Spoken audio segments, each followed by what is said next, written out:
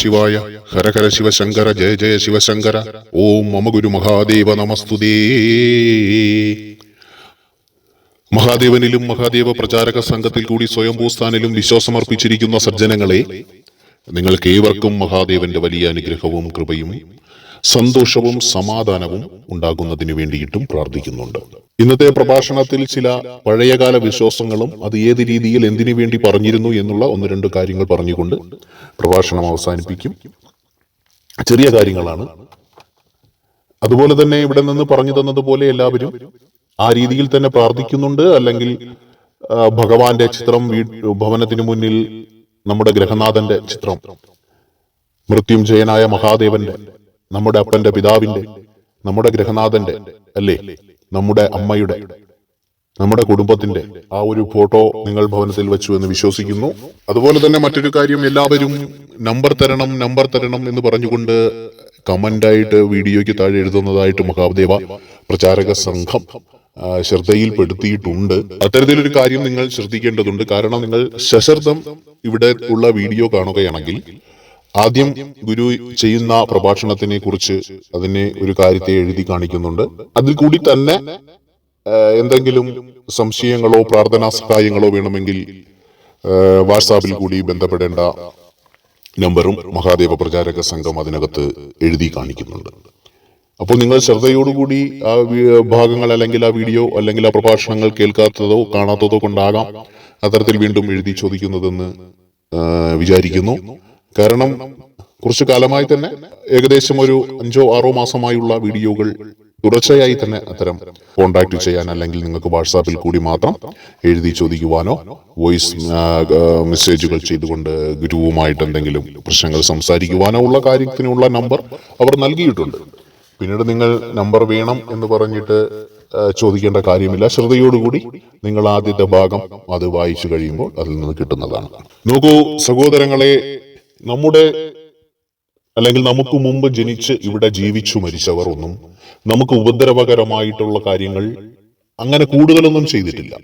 എന്നാൽ ദൈവവിശ്വാസത്തിന്റെ കാര്യത്തിൽ ദൈവത്തിനോട് കൂടുതൽ അടുപ്പിക്കാതെ അതിനിടയിൽ ഒരു മധ്യസ്ഥന്മാരായി കുറച്ച് ആൾക്കാർ വന്നുകൂടി എന്നുള്ളതല്ലാണ്ട് നമ്മുടെ പ്രകൃതിക്കും അല്ലെങ്കിൽ മാനവരാശിക്കും ദോഷമാകുന്ന രീതിയിൽ മറ്റൊന്നും അവർ ദോഷമായി ഒന്നും തന്നെ ചെയ്തു വെച്ചിട്ടില്ല. എന്നാൽ എന്താണ് ഇതിന്റെ അന്തസത്ത എന്നവർ പറയില്ല. പണ്ട് ഉള്ള ആൾക്കാരുടെ ഒരു രീതി അതാണ്. അവർ പറയുന്നു, ദേ നിങ്ങൾ ആ പോകുന്ന വഴിക്ക് 3 ഇലയുള്ള ഒരു മരം കാണും, എന്നാൽ അതിൽ 2 ഇലയുള്ള കൊമ്പും കാണും. അതിൽ നിന്ന് നിങ്ങൾ 2 ഇല പറിച്ചു കഴിച്ചു കൊള്ളുക. എന്നാൽ എന്തുകൊണ്ടാണ് 3ാമത്തെ ഇല കഴിക്കാൻ പാടില്ലാത്തതെന്ന് അവർ പറയില്ല. അത് പറഞ്ഞു തരില്ല. കാരണം 2 ഇല ഉണ്ടെങ്കിൽ ആ 2 ഇലയും കഴിക്കാം, 3 ഇലയുള്ളത് കഴിക്കരുത് എന്ന് പറയും. പക്ഷെ അപ്പോൾ ഇപ്പോഴത്തെ തലമുറ നമ്മോട് ചോദിക്കും, അതെന്താ 3 ഇലയുള്ളത് കഴിച്ച? ശരിയല്ലേ? അപ്പോൾ മക്കളെ, വലത്തോട്ട് തിരിഞ്ഞു വേണം എണീക്കാൻ. അതെന്താ ഇടത്തോട്ട് തിരിഞ്ഞ് എണീറ്റ്? അറിയില്ല. കാരണം വലതുവശം തിരിഞ്ഞെണീക്കൂ. മക്കളെ, ഇരുന്നു കൊണ്ട് കാലാട്ടരുത്. എന്താ ഇരുന്നു കൊണ്ട് കാലാട്ടിയ? ഇതൊക്കെ പണ്ടത്തെ ആൾക്കാർ വെറുതെ പറഞ്ഞു വെച്ചിരിക്കുന്നു. കാരണം അവർക്ക് ഇപ്പോഴത്തെ ന്യൂ ജെൻ എന്ന് പറയുന്ന ഒരു വിഭാഗം പുതിയ കുട്ടികൾക്ക് അതിനു മുമ്പ്, അതായത് അവരുടെ അച്ഛൻ അപ്പൂപ്പൻ കാലം മുതൽ ജീവിച്ചിരുന്നവരൊക്കെയും മണ്ടന്മാരും വിഡ്ഢികളും അവരുടെ താല്പര്യത്തിന് വേണ്ടി കുറെ നിയമങ്ങൾ ഉണ്ടാക്കി വെച്ചവരുമാണ് എന്നൊരു തോന്നലുണ്ട്. അത് അങ്ങനെ തന്നെയാണ്. എന്നാൽ കുറച്ചു കുട്ടികൾ അതവർ അങ്ങനെ എന്തിനാണ് പറഞ്ഞിരിക്കുന്നത് എന്നതിനെ കുറിച്ച് അന്വേഷിച്ചുകൊണ്ടും അവർ അതിന്റെ സത്യാവസ്ഥ കണ്ടെത്തിക്കൊണ്ടും അവർ പുതിയ തലമുറയ്ക്കൊപ്പം ജീവിക്കുന്നുമുണ്ട്. അവർ പുതിയ തലമുറയ്ക്കൊപ്പം അങ്ങനെ ജീവിക്കുമ്പോൾ ചോദ്യം ചെയ്യുന്ന പുതിയ തലമുറ, അതായത് ഞാൻ ഇരുന്നു കൊണ്ട് കാലാട്ടിയാൽ എന്താ കുഴപ്പം,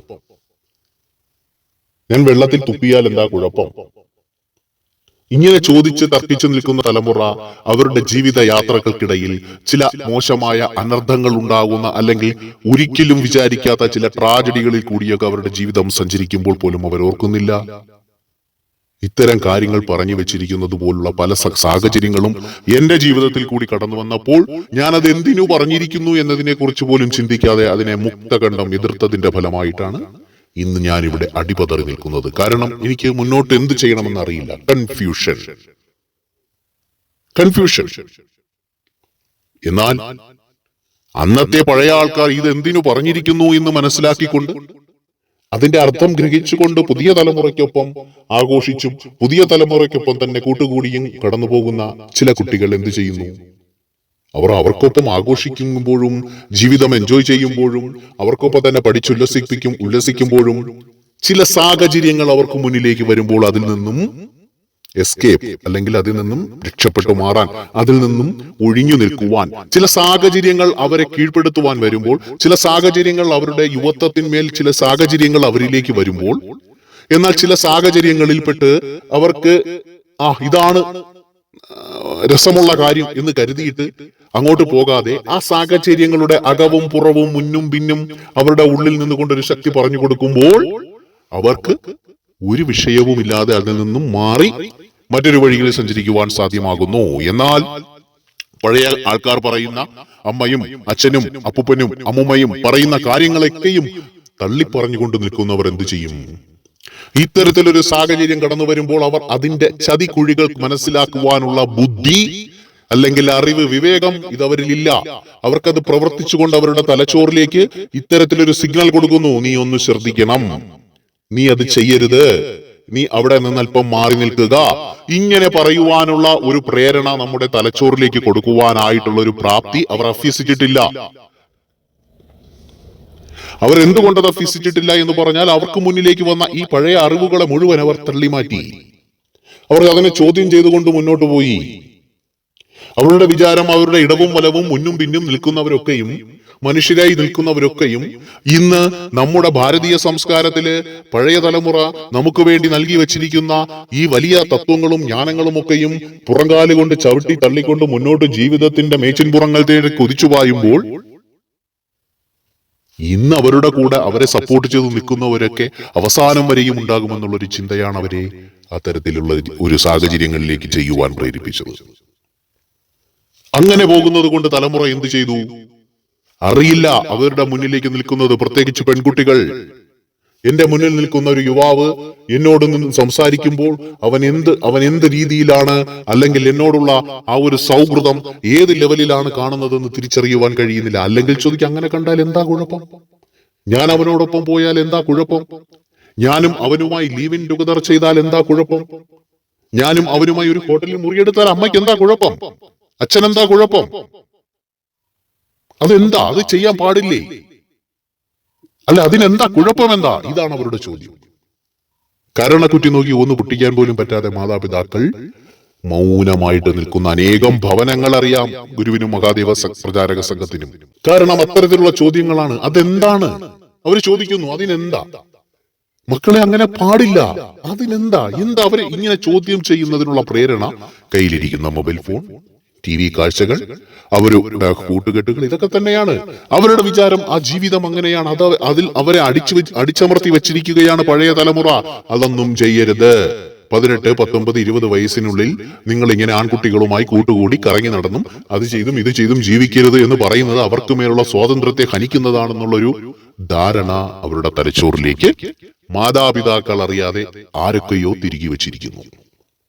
അത് കാരണം അവർക്കത് ചെയ്യണമെന്നുള്ളത് അവരൊരു ചങ്ങലയ്ക്കകത്താണ് കിടക്കുന്നത് എന്നുള്ളൊരു ബോധം അല്ലെങ്കിൽ ഒരു ബോധ്യം, ഒരു തെറ്റായ ധാരണ ആരൊക്കെയോ കുട്ടികളുടെ തലച്ചോറിലേക്ക് പകർന്നു കൊടുക്കുകയും അവർ നിങ്ങളറിയാതെ അത് ചങ്ങലയാണെന്ന് തെറ്റിദ്ധരിച്ചുകൊണ്ട് അതിനെ പൊട്ടിച്ചു മുന്നേറി അവർ ഇത്തരത്തിലുള്ള ദുഷ്ടന്മാരുടെ കെണികളിൽ പെടുകയും ജീവിതം നശിച്ചു പോവുകയും ചെയ്യുന്നു. ചിലർ തീവ്രവാദപരമായ മേഖലകളിലേക്ക് തിരിയുന്നു. എല്ലാ മതക്കാരും, നമ്മുടെ മുസ്ലിം സഹോദരങ്ങളുടെ കാര്യവും പറയുന്നുണ്ട്.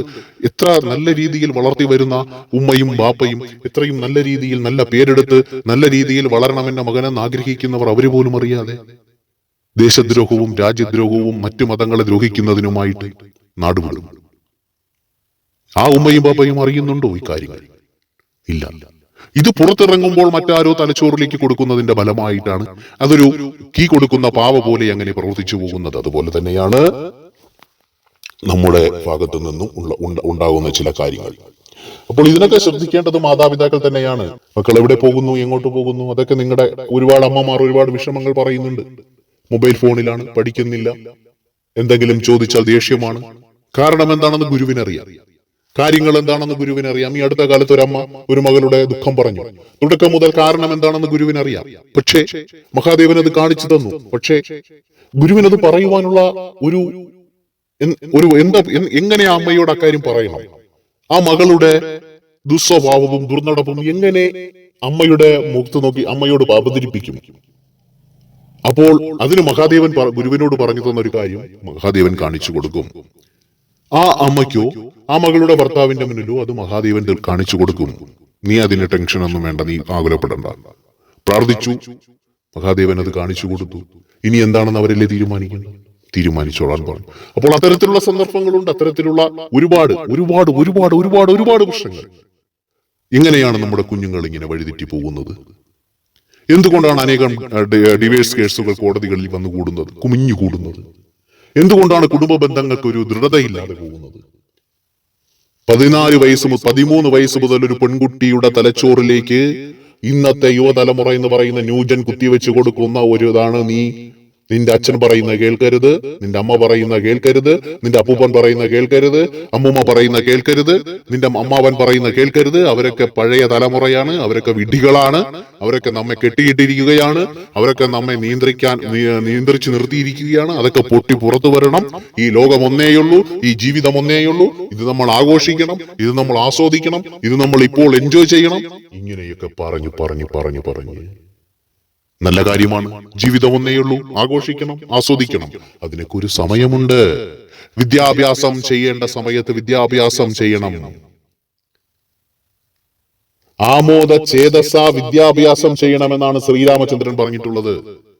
ശ്രീരാമസ്വാമി പറഞ്ഞിട്ടുള്ളത് അങ്ങനെയാണ്. ഏവരും വിദ്യാഭ്യാസം ചെയ്യേണ്ട കാലത്ത് ആമോദത്തോടുകൂടി, നല്ല ചിത്തമായ നല്ല സന്തോഷമുള്ള മനസ്സോടുകൂടി വിദ്യാഭ്യാസം ചെയ്യണം. അങ്ങനെ വിദ്യാഭ്യാസം ചെയ്യുമ്പോഴാണ് തലമുറകൾക്ക് നന്മകൾ ഉണ്ടാകുന്നത്. ശ്രീകൃഷ്ണസ്വാമി സാന്ദീപനി മുനിയുടെ ആശ്രമത്തിൽ പോയി വിദ്യാഭ്യാസം ചെയ്തു. എന്നിട്ട് വിറക് ഓടിക്കാൻ പോകും കാട്ടില്. ഗുരുപത്നിയുടെ പറയും, പോയി വിറക് കൊണ്ടുവരുവാൻ, ഭക്ഷണം ഉണ്ടാക്കുക. ഭഗവാനും ബലരാമനും കൂടി പോകും, കുചേലനും കൊണ്ട് കൂടെ. അപ്പോൾ ആ ഒരു വിദ്യാഭ്യാസത്തെ ആനന്ദമാക്കി എടുക്കുമ്പോഴാണ് ഒരു ഭാവി ഉണ്ടാകുന്നത്. വിദ്യാഭ്യാസത്തെ ആനന്ദ ചിത്തമായിട്ട് എടുക്കുമ്പോൾ, ചിത്തത്തിൽ ആനന്ദം ഉണ്ടാക്കിക്കൊണ്ടെടുക്കുമ്പോഴാണ് അതിനൊരു കുട്ടികൾക്കൊരു ഭാവി ഉണ്ടാകുന്നത്. അല്ലാതെ ഈ പറയുന്ന പോലെ ഞാൻ എന്റെ എതിർലിംഗത്തിൽപ്പെട്ട ഒരാളുമായിട്ട് അല്ലെങ്കിൽ ഒരു ആൺകുട്ടിയുമായിട്ട് ഇടചേർന്ന് ഇടപഴകി നടക്കുമ്പോഴാണ് ഞാനും അവനെ പോലെ ആകുന്നത്.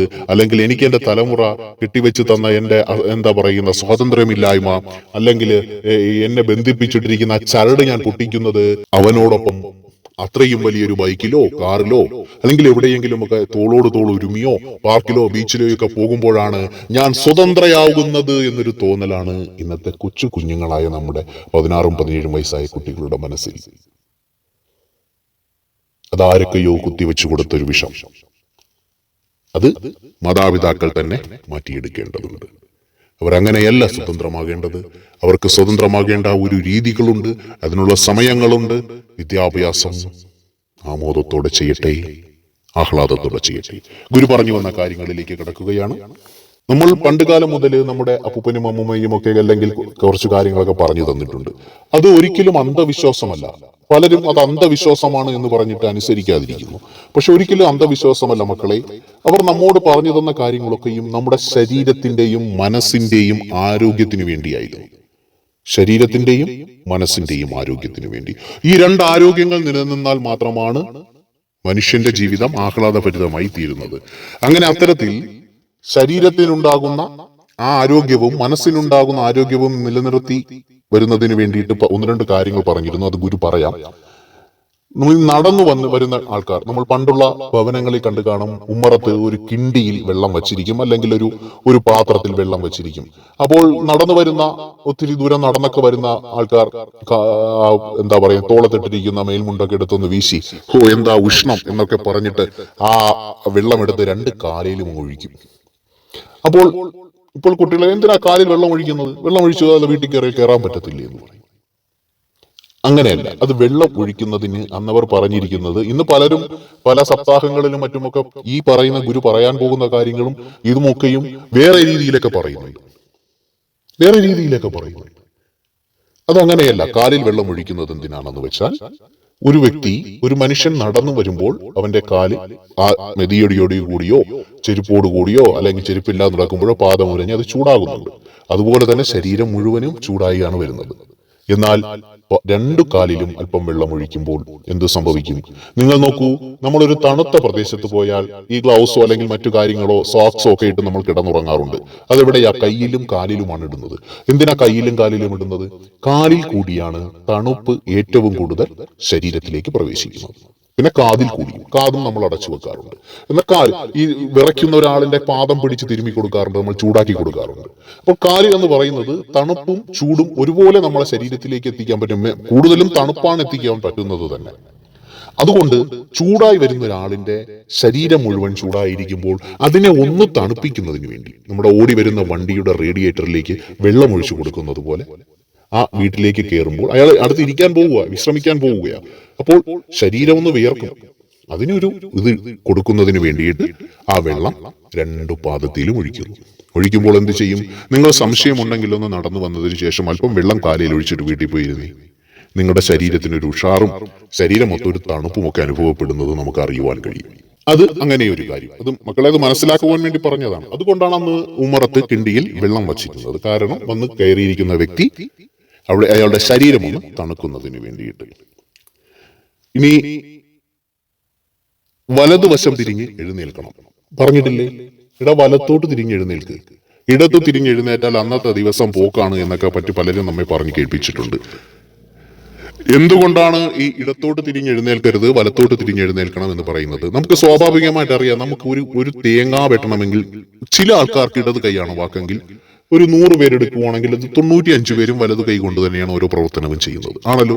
മനുഷ്യ ശരീരത്തിന്റെ വലതുവശത്ത് അല്പം ഈ ബലം കൂടുതലാണ്, ഉഷാർ കൂടുതൽ. ഇടതുവശം അല്പം ഒന്ന് ഒരു വലതുവശത്തെ അപേക്ഷിച്ച് അല്പം ബലക്കുറവുമാണ്. അതുകൊണ്ടാണ് മറ്റു അസുഖങ്ങളൊക്കെ വരുമ്പോൾ ഇടതുവശം ആദ്യം മറ്റുള്ളവർക്ക് തളർന്നു പോകുന്നത്. കാരണം അങ്ങനെയാണ്. അപ്പോൾ വലതുവശം ബലം കൂടുതലുമാണ്. ഒരു കല്ലെടുത്തെറിയണമെങ്കിൽ നമ്മൾ ഇടത് കൈ കൊണ്ടെറിയുന്നതിനേക്കാളും വേഗം വലത് കൈ കൊണ്ടെറിഞ്ഞാൽ ദൂരത്തേക്ക് എത്തുന്നത് നമ്മൾ കാണുന്നുണ്ട്. അങ്ങനെ നമ്മൾ ആ ബലക്കുറവുള്ള ഒരു ഭാഗം തിരിഞ്ഞ് എഴുന്നേൽക്കുമ്പോൾ എന്ത് ചെയ്യും? നമ്മൾ ഉറങ്ങുന്ന സമയം എന്താ അവിടെ സംഭവിക്കുന്നത്? ശരീരം വിശ്രമിക്കുകയാണ്. അപ്പോൾ ഉണർന്നു, നമ്മൾ കണ്ണു തുറന്നു, ശരീരത്തിന്റെ അവയവങ്ങളൊന്നും പ്രവർത്തിച്ചിട്ടില്ല, ബ്ലഡ് സർക്കുലേഷൻ ഒന്നും കറക്റ്റ് മൂവിങ് ആയിട്ടില്ല. ഓരോ അവയവവും ഗ്രന്ഥികളും നാഡികളും ഒക്കെയും പ്രവർത്തിക്കേണ്ടതുണ്ട്. ആ സമയം നമ്മൾ അധികം ബലം കൊടുത്ത് എഴുന്നേൽക്കുവാൻ പാടില്ല. കാരണം നമ്മൾ ഇടതുവശത്ത് ചരിഞ്ഞു കിടക്കുന്ന ഒരു വ്യക്തി, നിങ്ങളൊന്ന് പരിശീലിച്ചു നോക്കിയാൽ അറിയുവാൻ പറ്റും. ഇടതുവശം തിരിഞ്ഞ് എഴുന്നേൽക്കുമ്പോൾ നമ്മൾ ശരീരത്തിന് അത്രയും ബലം കൊടുക്കേണ്ടി വരികയും നമ്മുടെ ഈ അരക്കെട്ടിന് ആ ഭാഗത്തായിട്ട് വരുന്ന ഡിസ്ക് എന്ന് പറയും, ആ ഭാഗത്തിലേക്ക് കുറച്ചുകൂടി ബലം കൊടുക്കേണ്ടി വരികയും ചെയ്യുന്നതിന്റെ ഫലമായി നടുവേദന, മാത്രമല്ല പെട്ടെന്ന് ബ്ലഡ് പ്രഷർ മുകളിലേക്ക് കയറുക, ഇങ്ങനെയുള്ള സാഹചര്യങ്ങൾ ഉണ്ടാകും. എന്നാൽ നമ്മൾ വലതുവശം തിരിഞ്ഞെഴുന്നേൽക്കുമ്പോൾ വലതുവശത്ത് സ്വാഭാവികമായിട്ടൊരു ബലം നമുക്കുണ്ട്. അപ്പോൾ ബലമില്ലാത്ത വശത്ത് കൂടി നമ്മൾ ബലം കൊടുത്ത് എഴുന്നേൽക്കുന്നതിനേക്കാളും നല്ലത് ബലമുള്ള വശത്ത് നമ്മൾ കുറച്ചു ബലം കൊടുത്ത് എഴുന്നേൽക്കുന്നതാണ്. ബലമുള്ള വശത്ത് നമ്മൾ കുറച്ചു ബലം കൊടുത്ത് എഴുന്നേൽക്കുമ്പോൾ എന്ത് സംഭവിക്കും?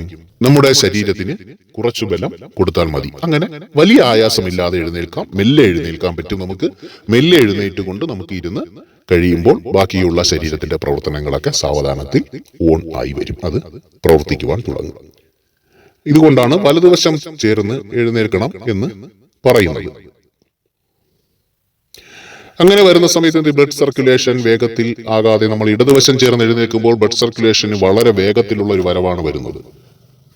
എന്നാൽ വലതുവശം ചേർന്ന് എഴുന്നേൽക്കുമ്പോൾ എന്ത് ചെയ്യും? ബ്ലഡ് സർക്കുലേഷന്റെ വേഗത അങ്ങനെ നമ്മൾ ബലം കൊടുക്കുന്നില്ലല്ലോ, അപ്പോൾ അതനുസരിച്ചുള്ളതേ വരുന്നുള്ളൂ. ഇനി നമുക്ക് പറയുവാനുള്ള കാര്യമാണ് പ്രധാനമായി പറയുവാനുള്ളത്. ഇത് പല സപ്താഹങ്ങളിലും പല വേദികളിലും മറ്റു പലരും തെറ്റായി പറയുന്നുണ്ട്. കട്ടിലിൽ ഇരുന്ന് കാലാട്ടരുത്, അല്ലെങ്കിൽ കട്ടിലിൽ എന്നുള്ളതല്ല, ഇരുന്നു കൊണ്ട് കാലാട്ടരുത് എന്ന് തന്നെയാണ് പറഞ്ഞിട്ടുള്ളത്. അത് കട്ടിലിൽ എന്നൊന്നും അങ്ങനെ പ്രത്യേകിച്ചൊന്നും പറഞ്ഞിട്ടില്ല. ഇരുന്നു കൊണ്ട് കാലാട്ടരുത് എന്ന് പറഞ്ഞു. എന്നാൽ അതിപ്പോൾ ഏതോ ഒരു മഹാൻ ഏതോ ഒരു കാര്യം പറഞ്ഞതിനെ കൂട്ടുപിടിച്ചുകൊണ്ട് പറയുന്നു, അമ്മൂമ്മമാരും അപ്പൂപ്പന്മാരും ഈ കോളാമ്പി തുപ്പുന്ന മുറുക്കാൻ തുപ്പിയ ഒരു കോളാമ്പി എടുത്ത് കട്ടിലിനടിയിലോ കസേരക്കടിയിലോ വയ്ക്കും. കാലാട്ടി കഴിഞ്ഞാൽ അത് തട്ടി വീഴും.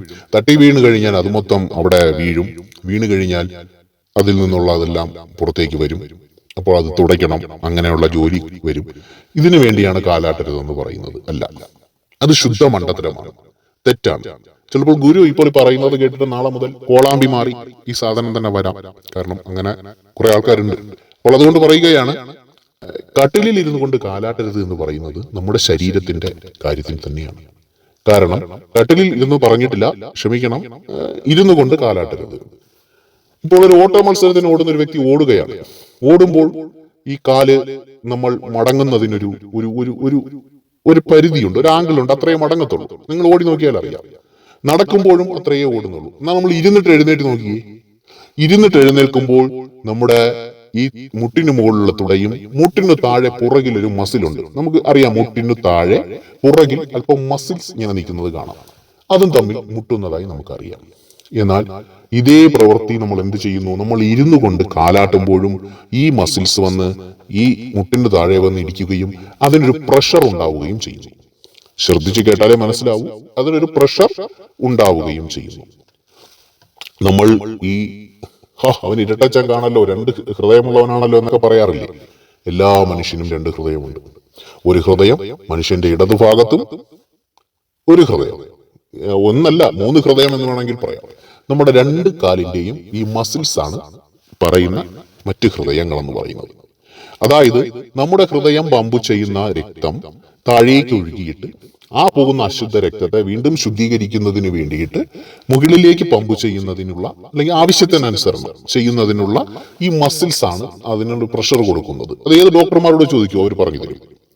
ഈ നമ്മുടെ കാൽമുട്ടിന് താഴെ കാണുന്ന മസിൽസ് ആണ് ഈ ആവശ്യത്തിന് മാത്രം ഈ വരുന്ന ആ ബ്ലഡിനെ പ്രഷർ ചെയ്ത് മുകളിലേക്ക് കയറ്റുന്നതിനോട് സപ്പോർട്ട് കൊടുക്കുന്നത്. കാരണം അത് ചെയ്യുന്നുണ്ടെങ്കിൽ കൂടി ഒരു സപ്പോർട്ട് കൊടുക്കുന്നതാണ്. ശ്രദ്ധിച്ച് കേൾക്കണം, ഒരു സപ്പോർട്ട് കൊടുക്കുന്നത്. അപ്പൊ ആ മസിൽസിൽ ഉണ്ടാകുന്ന ഒരു പ്രഷർ മുഖാന്തരമാണ് ഒരു സപ്പോർട്ടിങ് ഉണ്ടാകുന്നത്. അതുകൊണ്ടാണ് ചില ആൾക്കാർക്ക് ഈ നെഞ്ചുവേദനയ്ക്ക് ഒരു ഭാഗത്തൊക്കെ ചില അറിയാവുന്ന പണ്ടത്തെ വൈദ്യന്മാർ ഇങ്ങനെ അതിലൊന്ന് പ്രഷർ ചെയ്ത് കൊടുക്കാറുണ്ട്. അപ്പോൾ അതിൽ ആ പ്രഷർ ഉണ്ടാകുന്നുണ്ട്. ഇപ്പോൾ ഒരു വ്യക്തി ഇരിക്കുമ്പോൾ എന്താണ് സ്വാഭാവികമായിട്ട് അയാളുടെ ശരീരത്തിൽ സംഭവിക്കുന്നത്? ഒരു വ്യക്തി ഇരിക്കുമ്പോൾ അയാളുടെ ശരീരം വിശ്രമിക്കുകയാണ്. ഒരു വ്യക്തി ഇരിക്കുമ്പോൾ അയാളുടെ ശരീരം വിശ്രമിച്ചുകൊണ്ടിരിക്കുകയാണ്. അത് കട്ടിലിലാണെങ്കിലും ശരി, കസേരയിലാണെങ്കിലും ശരി, കാല് തൂക്കിയിട്ടിരിക്കുമ്പോൾ അയാൾ വിശ്രമിച്ചുകൊണ്ടിരിക്കുകയാണ്. വിശ്രമിക്കുന്ന സമയത്ത് ഹൃദയത്തിന്റെ പ്രവർത്തനം സ്വാഭാവികമായിട്ട് കുറയും, ബ്ലഡ് സർക്കുലേഷൻ സ്വാഭാവികമായിട്ട് കുറയും. അങ്ങനെ ഇരിക്കുന്ന സമയത്ത് നമ്മൾ കാലാട്ടി കൊടുത്താൽ എന്ത് ചെയ്യും? അശുദ്ധമായ രക്തത്തെ കൂടുതൽ പമ്പ് ചെയ്ത് മുകളിലേക്ക് കൊണ്ടുവരും. കാരണം നമ്മുടെ ശരീരം വിശ്രമാവസ്ഥയിലേക്ക് എത്തിക്കൊണ്ടിരിക്കുന്ന സമയത്ത് ഈ ഇങ്ങനെ കാലാട്ടിക്കൊണ്ടിരിക്കുമ്പോൾ ആ ഭാഗത്തുള്ള മസിൽസ് പമ്പ് ചെയ്തുകൊണ്ട് ഈ ബ്ലഡിനെ മുകളിലേക്ക് പ്രഷർ ചെയ്ത് കൊണ്ടുവരുവാൻ സഹായിക്കുന്നതിന്റെ ഫലമായിട്ട് നമ്മുടെ തലച്ചോറിലേക്കും നമ്മുടെ മറ്റ് അവയവങ്ങളിലേക്കും ഹൃദയത്തിലേക്കും ഒക്കെ നമ്മുടെ കണക്കിൽ കൂടുതൽ ആവശ്യമില്ലാത്ത രീതിയിലേക്കുള്ള ബ്ലഡ് പ്രഷർ ഉണ്ടാവാൻ സാധ്യതയുണ്ട്. ഈ പ്രഷർ ഉണ്ടാകുന്നതിന്റെ ഫലമായിട്ട് നമ്മുടെ തലച്ചോറിലേക്ക് അധിക രക്തപ്രവാഹം ഉണ്ടാകാം, ഹൃദയത്തിലേക്ക് അധിക രക്തപ്രവാഹം ഉണ്ടാകാം, അല്ലെങ്കിൽ അശുദ്ധ രക്തം ശുദ്ധീകരിക്കപ്പെടാത്തൊരു സാഹചര്യം ഉണ്ടാകാം. കാരണം അതിനൊക്കെ ഒരു കണക്കിന് ശരീരം അത് ചെയ്തുകൊണ്ടിരിക്കുകയാണ്. അപ്പോൾ അതുകൊണ്ടാണ് പറയും, നമ്മൾ നടക്കുന്ന സമയത്ത് ആ പ്രഷർ വേണം. അപ്പൊ അതിനു വേണ്ടിയാണ് നടക്കുമ്പോൾ ആ മസിൽസ് ഇങ്ങനെ വന്നിട്ട് അത് നടന്ന പ്രഷർ കൊടുക്കുന്നുണ്ട്. എന്നാൽ നമ്മൾ ഇരുന്നു കൊണ്ട് ഇരിക്കുകയും എഴിക്കുകയും ചെയ്യുമ്പോൾ ആ മസിൽ വർക്ക് ആവുന്നുണ്ട്. ഈ ഇരിക്കുകയും എഴിക്കുകയും ചെയ്യുന്നത് പോലെ തന്നെയാണ് കാലാട്ടുമ്പോഴും സംഭവിക്കുന്നത്. അപ്പോൾ അങ്ങനെ ബ്ലഡ് പ്രഷർ കൂടി വന്നാൽ എന്ത് ചെയ്യും? തലച്ചോറിലേക്കുള്ള വെയിൻസ് പൊട്ടാൻ സാധ്യതയുണ്ട്, ഞരമ്പുകൾക്ക് ഇത് വരാൻ സാധ്യതയുണ്ട്, ചിലപ്പോൾ തളർന്നു പോകാൻ സാധ്യതയുണ്ട്. അങ്ങനെ വരുമ്പോൾ ഇരിക്കുന്നിടത്തിരുന്ന് കാലാട്ടിയാൽ എന്ത് സംഭവിക്കും? കടം വന്നു കയറും. എങ്ങനെ കടം വന്നു കയറും? ഈ അസുഖം വന്ന് ഈ ബ്ലഡ് സർക്കുലേഷനൊക്കെ കൂടി വെയിനെല്ലാം പൊട്ടി ഹോസ്പിറ്റലിലോ അന്നത്തെ വൈദ്യന്റെ അടുത്തോ കൊണ്ടുപോയാൽ കിടപ്പാണ്. കടം വന്നു കയറുമോ? അതോ ഭാഗ്യം വന്നു കയറും? കടം വന്നു കയറും. ചികിത്സിക്കണം. അപ്പോൾ കടം വരും. അമ്മയ്ക്ക് കടം വരും, അച്ഛന് കടം വരും, അല്ലെങ്കിൽ മക്കൾക്ക് കടം വരും. മെയിനായിട്ട് ഇത് കൊച്ചുകുട്ടികളെയാണ് ഏറ്റവും കൂടുതൽ ഇമ്പോർട്ട് ചെയ്ത് സംസാരിക്കുന്നത്. കാരണം ഇത് കൊച്ചു കുട്ടികളിലാണ് ഏറ്റവും കൂടുതൽ കാണപ്പെടുന്നത്. അവര് ഓടിയോ കളിച്ചോ നടന്നോ വന്നിട്ട് വിശ്രമിക്കുന്ന സമയത്ത് ഇവരുടെ ബോഡി പെട്ടെന്ന് തന്നെ അത് കൂളാവാൻ നോക്കുകയാണ്. ആ സമയത്ത് ഇവർ അതിശക്തമായിട്ടാണ് കാലാട്ടുന്നത്.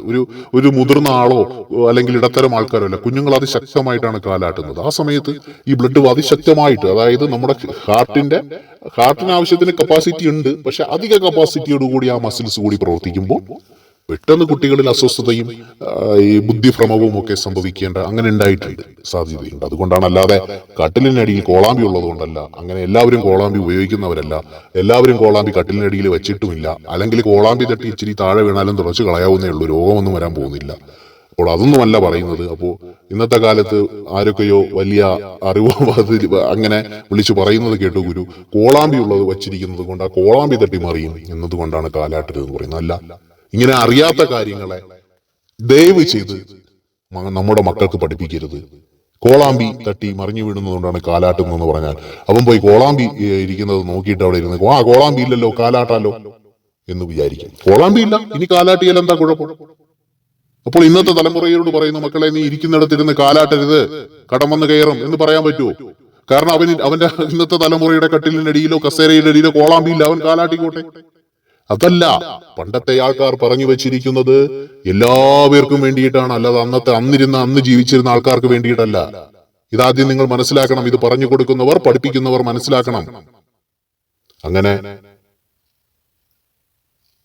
കോളാമ്പി ഇല്ലല്ലോ എന്ന് കരുതി കാലാട്ടിയ അതിൻ്റെതായ വൈഷമ്യങ്ങൾ ഉണ്ടാവാം. എല്ലാവർക്കുമല്ല, ചില കുട്ടികൾക്ക് ഉണ്ടാകാൻ സാധ്യതയുണ്ട്, ചില ആൾക്കാർക്ക് അത് സംഭവിക്കാൻ സാധ്യതയുണ്ട്. അതുകൊണ്ടത് അങ്ങനെ ചെയ്യരുത്, അത്രയേ ഉള്ളൂ. അടുത്ത് പറയുന്ന കാര്യമാണ്, പെട്ടെന്ന് നിർത്താം. അടുത്ത് പറയുന്ന കാര്യമാണ് വെള്ളത്തിൽ, നമ്മൾ കുട്ടിക്കാലത്തൊക്കെ കേട്ടിട്ടുണ്ട് വെള്ളത്തിൽ മൂത്രമൊഴിക്കാൻ പാടില്ല, മലവിസർജനം ചെയ്യാൻ പാടില്ല. എന്നാലും പെട്ടെന്ന് കേൾക്കുന്ന ഒരു കാര്യമാണ് ഗുരു പറയുന്നത്. പ്രത്യേകിച്ച് ആണുങ്ങൾ മനസ്സിലാക്കേണ്ട കാര്യമാണ്. കെട്ടിക്കിടക്കുന്ന വെള്ളമോ ഒഴുകുന്ന വെള്ളമോ ഉണ്ടെങ്കിൽ അതിൽ മൂത്രമൊഴിക്കാൻ പാടില്ല. അന്ന് കളിയാക്കി പറയുമായിരുന്നു, വെള്ളത്തിൽ മൂത്രമൊഴിച്ചാൽ നിന്റെ കല്യാണത്തിന് മഴയായിരിക്കും, അല്ലെങ്കിൽ വെള്ളത്തിൽ മൂത്രമൊഴിച്ചു കഴിഞ്ഞാൽ എന്തൊക്കെയോ കല്യാണത്തിന് എന്തോ വെള്ളം കയറുമെന്നോ, അങ്ങനെ എന്തൊക്കെയോ ഓരോ സ്ഥലത്ത് ഓരോരോ കാര്യമാണ്. അപ്പോൾ ഈ വെള്ളത്തിൽ മൂത്രം ഒഴിക്കരുത് എന്ന് പറയുവാൻ കാര്യം മറ്റൊന്നുമല്ല, നമ്മുടെ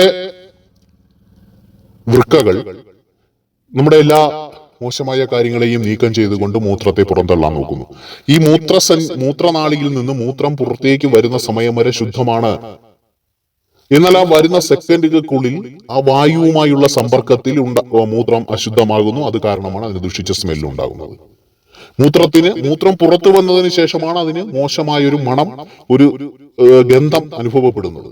ഈ മൂത്രം പുറത്തു വന്ന് വായുവുമായി സമ്പർക്കം ചെയ്തത് വെള്ളത്തിലേക്ക് വീഴുമ്പോൾ വെള്ളത്തിൽ നിരവധി ബാക്ടീരിയകളും അണുക്കളും ഉണ്ടാകാം. അപ്പോൾ നമ്മുടെ മൂത്രം ഡയറക്റ്റ് ആയിട്ട് വെള്ളവുമായി ഒരു കോണ്ടാക്ട് ഉണ്ടാവുകയും ഈ അണുക്കൾക്ക് ചിലപ്പോൾ ശരത്തേക്കാൾ വേഗതയുള്ള അണുക്കളുണ്ട്. നമ്മളിപ്പോൾ ഈ വൈറസും ബാക്ടീരിയകളൊക്കെ ചൈനയിൽ ഒരാൾ ഉണ്ടാക്കിയ വൈറസ് ഈ ലോകം മൊത്തം വ്യാപിച്ചില്ലേ, അതിനേക്കാൾ വേഗതയുള്ള അണുക്കൾ ഈർപ്പമുള്ള സ്ഥലത്ത് നിലനിൽപ്പുണ്ട്. അങ്ങനെ ഈർപ്പമുള്ള സ്ഥലത്ത് നിലനിൽക്കുന്നുണ്ട്. അങ്ങനെ നമ്മുടെ ഈ യൂറിൻ എന്ന് പറയുന്ന, അല്ലെങ്കിൽ ആ മൂത്രം, അത് നേരെ എവിടെയാ വെള്ളവുമായി ഒരു കോണ്ടാക്ട് ഉണ്ടാവുകയും പിന്നെ ആ മൂത്രത്തിന്റെ കോണ്ടാക്ട് എന്ന് പറയുന്നത് നമ്മുടെ മൂത്രസഞ്ചിയുമായിട്ടാണ്. തീർച്ചയായിട്ടും കഴിവുള്ള ഒരു ബാക്ടീരിയയോ വൈറസോ അങ്ങനെ എന്തെങ്കിലും ആണെങ്കിൽ, അല്ലെങ്കിൽ എന്തെങ്കിലും ഒരു അണുപ്രസരണം അതുവഴി റിട്ടേൺ തിരിച്ചു കയറാൻ സാധ്യതയുണ്ട്. അങ്ങനെ അണുബാധകൾ ഉണ്ടാകാൻ സാധ്യതയുണ്ട്. അതുകൊണ്ടാണ് കെട്ടിക്കിടക്കുന്ന വെള്ളത്തിലോ അല്ലെങ്കിൽ വെള്ളത്തിലേ അത് ചെയ്യാൻ പാടില്ല എന്നാ പറയുന്നത്. മൂത്രമൊഴിക്കുമ്പോൾ കൃത്യമായിട്ട് അതിനൊരു കോണ്ടാക്ട് ഉണ്ട്. അതുകൊണ്ട് അത് വൈദ്യുതി കമ്പിയിൽ മൂത്രമൊഴിക്കുന്ന പോലെയാണ്, കറണ്ട് ഷോക്ക് അടിക്കുന്നു പറയുന്നില്ലേ, അതുപോലെയാണ്.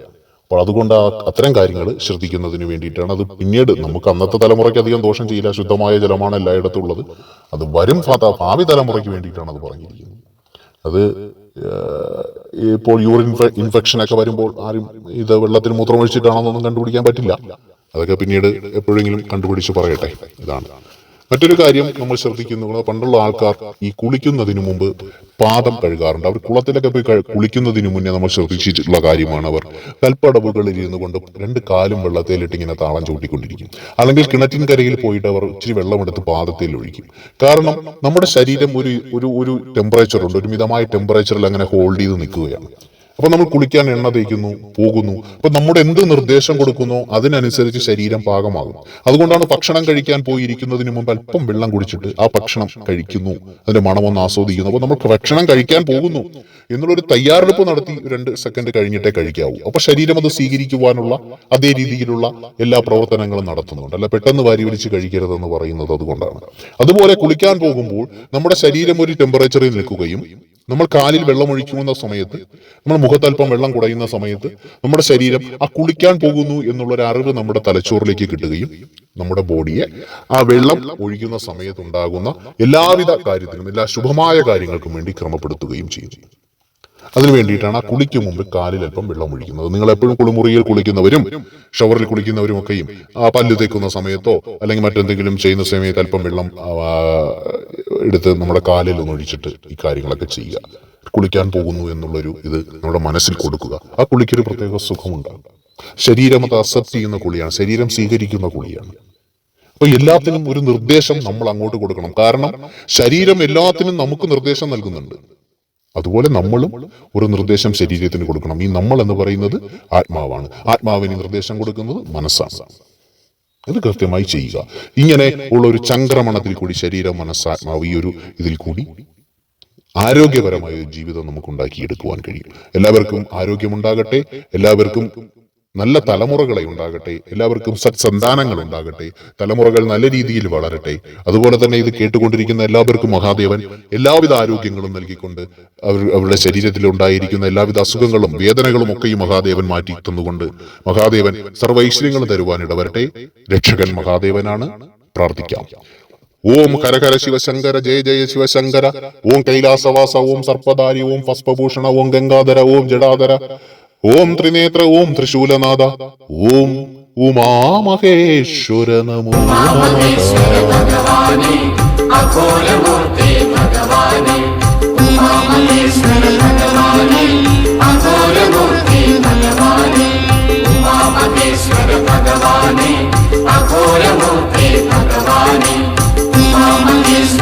ഭഗവാനേ